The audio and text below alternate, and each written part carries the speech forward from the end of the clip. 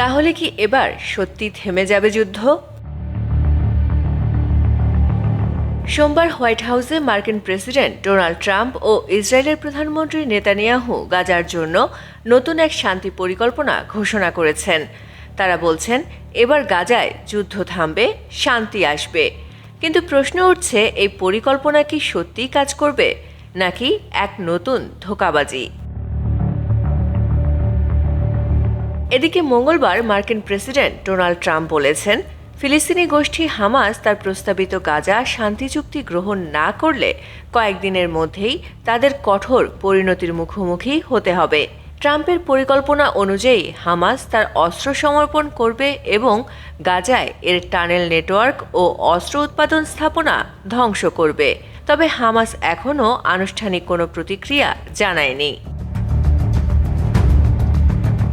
পরিকল্পনায় গাজায় একটি আন্তর্জাতিক অন্তর্বর্তী সরকার গঠনের কথা বলা হয়েছে, যেখানে বিভিন্ন দেশের প্রতিনিধি থাকবেন। কিন্তু এটি কতটা কার্যকর হবে? গাজার স্থানীয় জনগণ কি এই প্রশাসনকে গ্রহণ করবে?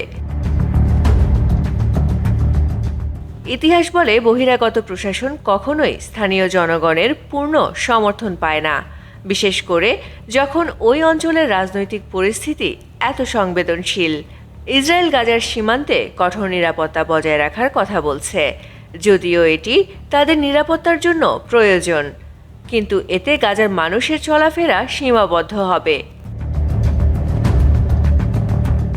গত দশকগুলোতে গাজার শান্তির জন্য অনেক পরিকল্পনা এসেছে, কিন্তু সফল হয়নি। তাই এই পরিকল্পনাও যদি পুরনো ভুলগুলো থেকে শিক্ষা না নেয়, তবে তা হয়তো এক ধোঁকাবাজি ছাড়া কিছু নয়। MCTV US।